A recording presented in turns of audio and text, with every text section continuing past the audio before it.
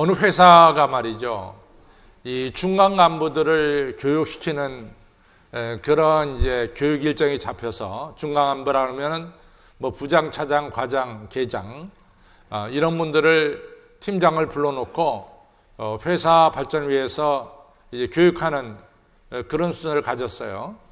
근데 이제 사장님이 이 중간 간부들을 교육시키기 위해서 이제 강사를 갖다가 섭외해야 되겠는데, 사실은 이제 강사를 개인적으로 섭외할 수도 있지만은, 제가 전범교회에 있을 때 이 경로대학을 했는데, 경로대학 강사 이같이 모시는 게 쉽지 않은 일이에요. 그래가지고 어떻게 하면 강사님들을 쉽게 모실 수 있을까 이렇게 좀 찾아봤는데, 마침 서울특별시가 이 경로대학 강사 이 명단을 한 수백 명 가지고 있습니다. 그래가지고 서울시에서 우리에게 이같이 그 명단을 주면서, 목사님이 보시기에 목사님 교회 경로대학에 꼭 필요한 강사를 여기서 섭외하셔도 됩니다. 이런 일이 있었어요. 그래서 지금도 아마 회사마다 이같이 회사 발전을 위해서 어떤 워크숍이라든가 이런 일을 행할 때 강사를 모집하려고 그러면은 아마 그 강사 보내주는 곳이 아마 있을 줄 압니다. 이 사장님이 그곳으로 찾아갔어요. 그래서 우리 회사가 진일보하기 위해서 이번에 중간 간부들을 모시고 교육을 시키는데 좋은 강사를 좀 소개시켜 주십시오. 그랬더니 이 강사를 소개시켜 준 분이 뭐라고 말씀하냐면은, 지금부터 주전 4세기에 두 종류의 유명한 사람이 있었습니다. 하나는 이소크라테스라는 분인데, 우리가 이소크라테스 하면은 좀 착각을 해요. 소크라테스와 이소크라테스와 착각하는데, 소크라테스는 주전 470년에 태어났고 이소크라테스는 주전 436년에 태어났어요. 두 분 사이에 한 34년의 간격이 있습니다. 그러니까 두 사람은 전혀 다른 사람이죠. 근데 소크라테스는 우리가 잘 아는 대로 유명한 철학자고, 이 소크라테스는 유명한 연설가입니다. 그래서 그분이 평화에 대해서 연설한 것은 21세기 이 시간에도 이같이 책으로 발간돼서 그분의 연설이 얼마나 대단했는가를 많은 사람들이 감동하고 있습니다. 이 소크라테스가 연설하면은 한 사람도 조는 사람이 없어요. 제가 설교하면 조는 사람이 좀 있는데, 이 소크라테스가 이 연설하면은 조는 사람이 없고 너무나 흥미진진하게 이 소크라테스의 연설을 듣습니다. 이 소크라테스는 정말로 아주 많은 단어를 알고 있고, 또 어휘 이 구사 능력이 아주 대단한 분이 이 소크라테스입니다. 그렇기 때문에 21세기에도 그분의 연설을 가지고 공부를 하는 거죠. 또 한 분은 어떤 분이냐면 데모스테네스라고 하는 이런 인물인데, 데모스테네스라는 분은 말을 그렇게 잘 못해요. 좀 더듬거리기도 하고, 때로는 이같이 이 말을 갖다 멈추기도 하는 이 아주 무르르듯이 연설하는 분은 아닌데, 이 데모스테네스라는 분이 연설하게 되면은, 이분이 연설이 끝나면은 사람들이 의자에서 일어나서 앞으로 나가자 이렇게 결단하는 이런 역사가 일어난다는 거죠. 그래서 사장님한테 데모스테네스를 원하십니까? 이 소크라테스를 원하십니까? 라고 이제 사장님께 물어봤습니다. 여러분들이 사장님이라면 여러분들은 이 소크라테스가 좋겠습니까? 아니면 데모스테네스가 좋겠습니까? 데모스테네스가 좋겠죠. 예. 아닌가 다를까 이 사장님은 데모스테네스라고 하는 사람을 이같이 사람들로 하여금 행동으로 옮길 수 있는 이러한 강사를 소개시켜 달라고 부탁을 했습니다. 지금은 모르겠는데, 제가 이제 1970년대 대학 다닐 때는 아주 대학생들한테 그 당시에 아주 인기 있었던 그런 사회학자들이 몇 명 있습니다. 그 중에 이제 사회학자 중에 한 명이 피터 버거라고 하는 아주 유명한 사회학자인데, 이 사회학자는 일반 대학에서도 피터 버거에 대한 책을 많이 읽고 신학대학에서도 피터 버거에 대한 책을 많이 읽습니다. 근데 피터 버거는 이런 말을 했어요. 이같이 사람을 감화시키는 것, 인스피레이션이라고 그러죠. 이런 사람을 감화시키는 것은 사실 따지고 보면 초월적인 데서 온다는 거죠. 우리 인간 사회에서 이같이 오는 것이 아니라 초월적인 데서 우리 안에 들어올 때 그것이 우리의 삶을 감화시키고 행동으로 옮기게 한다. 피터 버거란 분은 그렇게 이야기를 했습니다. 근데 실제로 보면은 성경에 보면은 마태복음 17장에 보면은 예수님께서 이 베드로, 요한, 야고보 세 명을 데리고 지금으로 말하면 이제 다볼산인데 변화산으로 이 세 명을 데리고 올라가셨어요. 근데 예수님께서 그 변화산에서 변화가 된 거예요. 얼굴이 해처럼 빛나고 옷이 빛과 같이 휘어졌어요. 베드로, 요한, 야고보가 예수님의 변화된 것을 보는 겁니다. 그리고 나서 갑작스럽게 이제 모세와 엘리야가 나타났어요. 우리 교회 스테인레스에 보면은 이 앞에 나가다 보면은 그 그림이 있습니다. 예수님이 변화되고 옆에 모세와 엘리야가 있고 세 명의 제자들이 예수님의 빛이 너무 밝아서 이렇게 바위 뒤에 숨은 모습이 우리 스테인글래스에 나옵니다. 이같이 세 명이 이같이 하늘 이 초월적인 광경을 보게 된 거죠. 하늘의 광경을 보게 된 거죠. 그랬더니 베드로가 뭐라고 말하냐면은 베드로가 감동을 받았어요. 그래 하는 말이 나는 집을 세 채를 짓고 싶습니다. 하나는 예수님, 하나는 모세, 하나 엘리야를 위해서 집을 짓고 싶습니다. 이런 얘기를 하는 거예요. 근데 여러분 아시다시피 이 베드로가 가난한 사람이에요. 그러니까 베드로가 사실은 굉장히 소심한 사람입니다. 근데 이 사람이 무슨 돈이 있는지 모르지만은 자기가 빚을 내서라도 집을 세 채 짓고 싶다는 거예요. 예수님, 모세, 엘리야. 베드로가 감동을 받은 거죠. 인스피레이션이 그에게 온 거죠. 그래서 그로 하여금 집을 짓겠다는 이러한 이야기를 하게 된 거죠. 그렇습니다. 초월적인 것이 우리 안에 들어오면 우리를 변화시키고 우리를 하여금 본래 하지 않던 새로운 행동, 존귀한 행동을 하도록 만들어주는 거죠.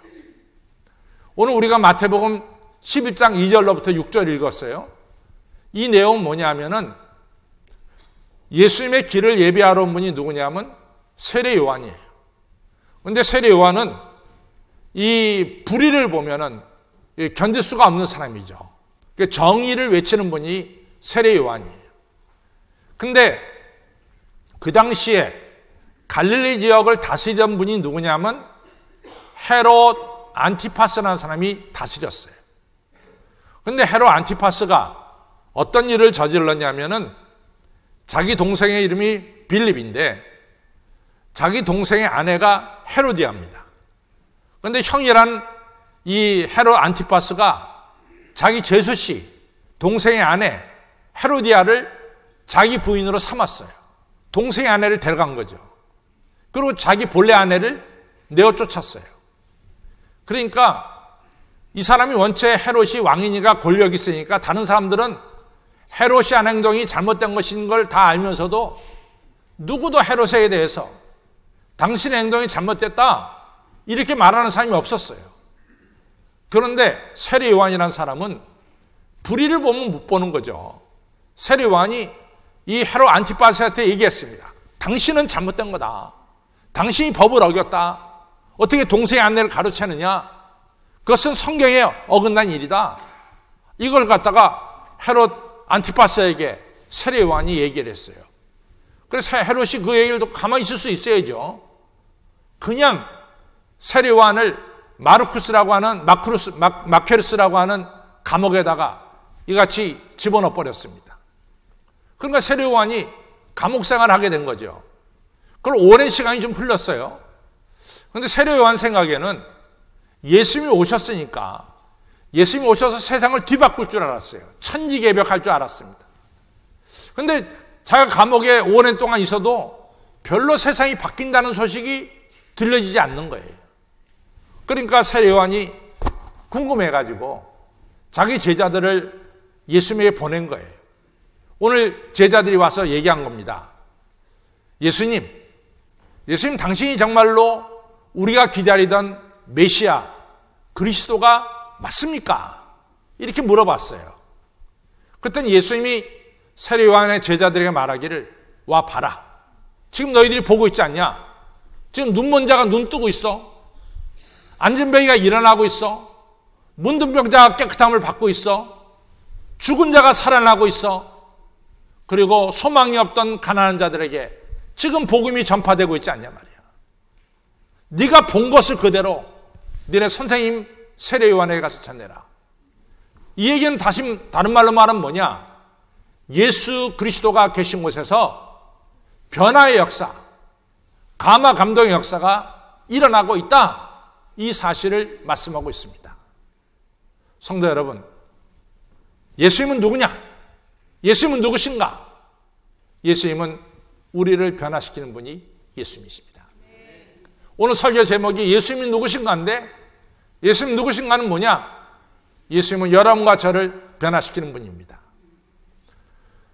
누가복음 19장에 가서 보면은 이 삭개오라는 인물이 나와요. 그런데 이 삭개오는 세리장이었어요. 이 여리고라고 하는 동네에 세리장, 다시 말해서 지금으로 말하면 세무소장으로 일했어요. 예수님 당시는 로마 지배 밑에 있었는데 로마가 세금을 통해서 이스라엘 민족들의 재산을 로마로 옮겨갔어요. 그 가운데 역할하는 사람들이 세리입니다. 그러니까 유대인들은 세리하면 다 죄인으로 취하고 그러고 싫어했습니다. 그러나 세리를 건드릴 수가 없었던 것은 세리 뒤에는 로마라고 하는 엄청난 권력이 있었기 때문에 세리를 건드릴 수가 없었어요. 단지 유대인들이 할 수 있었던 것은 유대인들 회당, 이 예배당에서 세리들을 갖다 내쫓았어요. 너희들은 예배당에 못 들어온다. 그것만 할 수 있었어요. 이 삭개오도 유대인인데 이같이 유대인들에게 배척당했잖아요. 그러니까 삭개오는 한 가지 생각을 품었어요. 그것은 뭐냐? 내가 돈을 많이 벌고 내가 큰 부자가 되면은 너희 가난뱅이들이 언젠가는 나에게 찾아와서 돈을 빌리러 올 때가 있을 것이다. 그때 보자 말이야. 니네들이 나를 갖다 세리라고 회당에서 내쫓았는데 보자 말이지. 내가 유대인인데 너희들이 내쫓았어? 보자. 내가 돈을 많이 벌어서 이같이 큰 돈을 가지고 있을 때 가난뱅이 너희들이 틀림없이 먹을 것이 없어서 돈이 모자라서 나에게 찾아와서 무릎을 꿇고 돈 빌려 올 때가 올 거다. 이런 생각을 한 거예요. 그래서 삭개오는 열심히 돈을 모아서 엄청난 부자가 됐습니다. 그러나 삭개오의 마음속에 큰 부자가 됐다 손 치더라도 행복이 없었어요. 행복이 없었습니다. 돈이 행복을 가져다 줄 줄 알았는데 실제로 삭개오가 살아보니까 그가 많은 돈을 가졌지만 행복하지 못했어요. 오늘은 시간이 짧으니까 제가 다 얘기할 수 없습니다. 저는 지금까지 목회하면서 돈 많은 사람들 많이 만났어요. 그러나 돈이 정말로 그 사람에게 행복을 가져다 주느냐? 그렇지 않다는 것을 살아온 여러분들과 저는 아마 속으로 확실하게 느끼고 있을 줄로 압니다. 그러니까 이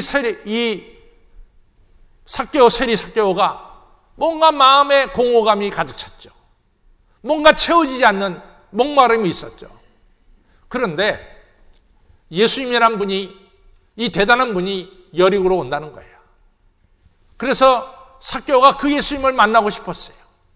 그 예수님 만나면 자기에게 있는 이 목마름, 이 갈증, 이 채워지지 않는 이러한 것들을 뭔가 저 예수님이 채워지지 않을까 하는 기대가 있었어요. 그래서 나무 위에 올라갔어요.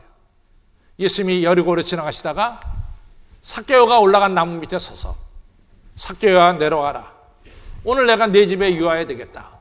수많은 사람들이 모였는데 그 중에 삭개오 앞에 서서 삭개오야 내려와라. 오늘 내 집에 유하여야 되겠다. 예수님은 삭개오의 마음을 읽었죠. 예수님을 만나보고 싶어하는 삭개오의 간절한 마음을 읽었습니다.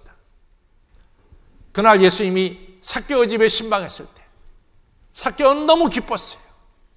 초월적인 예수님이 자기 집에 들어오니까 삭개오가 그 마음이 어두웠던 마음은 다 사라지고 목말랐던 그의 마음속에 생수가 쏟아지기 시작했어요. 삭개오가 말합니다. 주님, 내 재산의 절반을 가난한 자들에게 주겠습니다. 내가 누구에게 토색한 것이 있고 도둑질한 것이 있으면 4배를 갚겠습니다. 돈밖에 모르는 삭개오가 돈을 포기하고, 그리고 마음이 어두웠던 삭개오의 마음속에 그리스도의 밝은 빛으로 채워지는 변화의 역사가 일어났어요. 예수님 말씀합니다. 삭개오야, 너희 집에 구원이 임했다. 너희 동족 유대 사람들은 너를 회당에서 내쫓았을지 모르지만 내가 분명히 말하지만 너는 아브라함의 후손이다. 놀라운 축복의 말씀을 주셨어요. 누가 삭개오를 변화시켰습니까? 예수님이 변화시킨 거예요. 여러분, 예수님은 누구시냐? 예수님은 나를 변화시키고 우리를 변화시키는 분이 예수입니다. 예수님은 변화시키되 우리를 평범한 사람을 비범한 사람으로 만들어주시는 거예요. 이것이 예수님의 변화의 역사예요. 변화도 좋은 데서 나쁜 데로 변화되는 게 있고, 나쁜 데서 좋은 데로 변화되는 게 있고, 평범한 데서 더 평범한 데로 변화되는 게 있고, 평범한 데서 비범한 데로 변화되는 게 있어요. 예수님은 평범한 우리를 비범한 사람으로 변화시키는 거죠. 여러분들, 313년에 로마가 기독교를 공인했어요. 325년에 로마가 기독교를 로마의 국교로 정했습니다. 그런데 어떤 일이 벌어졌느냐? 325년에 콘스탄티누스 대제가 로마를 국교로 정하고 나서부터도 계속해서 원형극장에서 검투자들이 서로 싸우고 죽이고 그랬어요. 원형극장에 수만 명의 사람들이 모여서 검투자들이 칼에 맞아 죽는 것을 보면서 좋다고 소리치고 난리치고 그랬어요. 근데 이것은 사실은 기독교하고는 정반대예요. 여러분들, 기독교가 뭐냐? 저는 한마디로 말해 기독교는 생명의 종교입니다. 예수님이 왜 이 땅에 왔느냐? 여러분과 저를 살리러 오셨어요. 여러분과 저를 영원한 삶을 주시기 위해서 오셨어요. 죄와 허물로 죽을 수밖에 없는 인간을 예수님께서 그 죄 가지고 죽으시고 부활하셔서 여러분과 저에게 영생을 주시기 위해서 오신 분이 예수님이에요. 그래서 예수님 말씀하시기를, 내가 이 땅에 온 것은 양으로 하여금 생명을 얻게 하고 더 풍성히 얻게 하려고 내가 이 땅에 왔다라고 말씀했어요.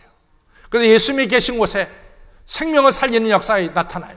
기독교가 들어가는 곳에 복음이 전파되고, 그 다음에 학교가 세워지고, 그 다음 병원이 세워지는 거예요. 왜 병원이 세워지냐? 인간의 생명을 살려야 되기 때문에 병원이 세워지는 거예요.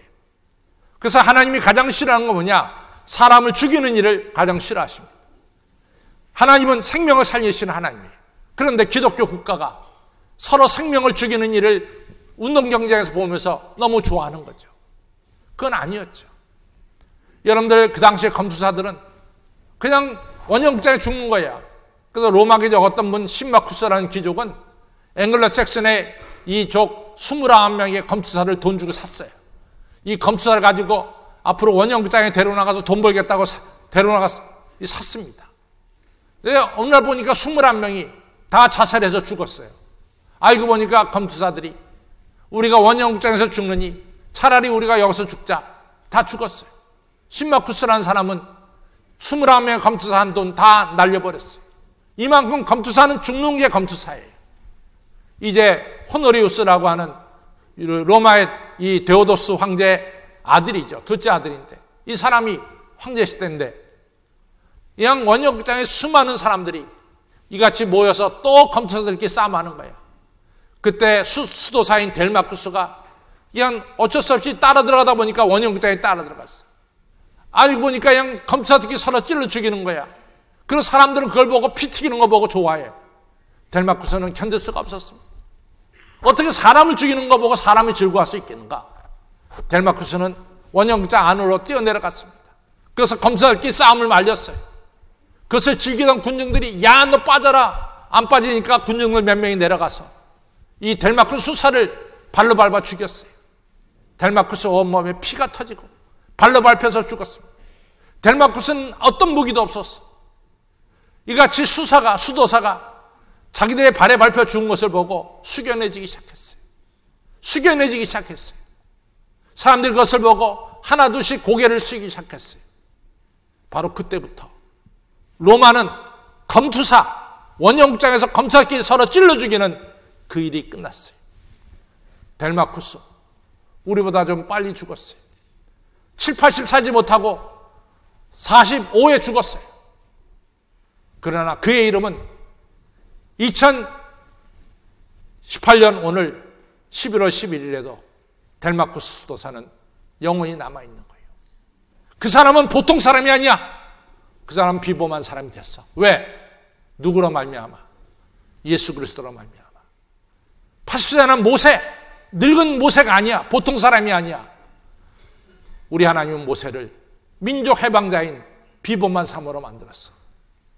사울이라고 하는 사람 바리새파 보통 사람이었어. 예수 그리스도가 그를 만나고 나서 그는 보통 사람이 아니야. 이방 사람들을 주님께로 이끄는 대단한 사람 사도 바울이 됐습니다. 베드로 갈릴리 호수에서 물고기 잡는 보통 사람이었어요. 예수님 만나고 나서 베드로는 비범한 사람, 예수님의 수제자가 됐습니다. 사랑하는 성도 여러분, 예수님은 여러분과 저를 변화시키되 비범한 사람으로 변화시키는 이러한 분임을 꼭 믿으시기를 바랍니다. 예수님은 우리 인류 역사에 손 안 미친 곳이 없었어요. 레오 3세라고 하는 이 717년에 로마 황제 레오 3세가 성상 파괴 운동을 시켰어. 뭐냐? 모든 성상은 이 우상이다. 그러니까 우상을 파괴시켰어요. 여러분들이 유럽 같은 데 가면 성상들이 모가지가 없는 성상들을 보게 됩니다. 그건 다 717년에 레오 3세라고 하는 로마 황제가 10계명 제2계명 나 위에 다른 우상을 섬기지 말고 우상을 만들지 말라는 이 계명에 따라서 성상을 파괴시킨 거예요. 사람들이 걱정했어요. 기독교가 지배하는 이제는 조각품이라든가 미술이라든가 음악이라든가 예술은 끝나는 게 아니냐. 여러분, 끝났습니까? 미켈란젤로의 데비드상이 만들어졌죠. 미켈란젤로가 피에타상을 만들었죠.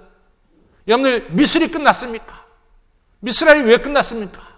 렘브란트가 그린 수많은 그림들, 또 미켈란젤로가 그린 성 시스테나의 성전, 얼마나 많은 그림들이 그려졌어요. 예수님으로 말미암아 언어가 탄생한 언어가 얼마나 많아요. 여러분들, 독일어라는 언어는 아주 기초 수준의 언어였어요.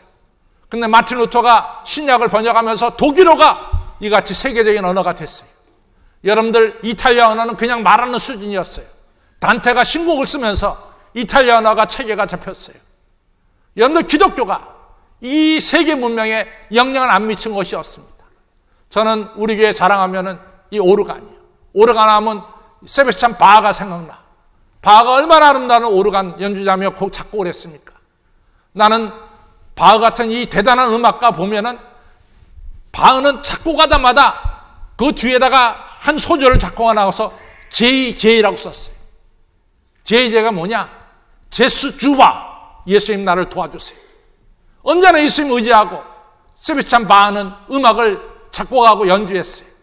음악을 다 끝내고 나서 SDG 그 썼어요. 끝에 항상 SDG 솔로 데우 글로리아 오직 하나님만이 영광을 받으십시오. 이분이 바로 이 바흐입니다. 여러분들, 이처럼 우리 예수님은 우리 인류 문명 전체에 변화를 주셨고 인스피레이션을 주셨고 우리의 삶을 존귀하게 만들어 주셨어요. 오늘 여러분, 이 예수님을 모시길 바랍니다. 만나길 바랍니다. 변화되시고 비범한 사람 되시고 하나님께 영광 돌리는 하나밖에 없는 이 인생을 사시기를 주님의 이름으로 축원합니다.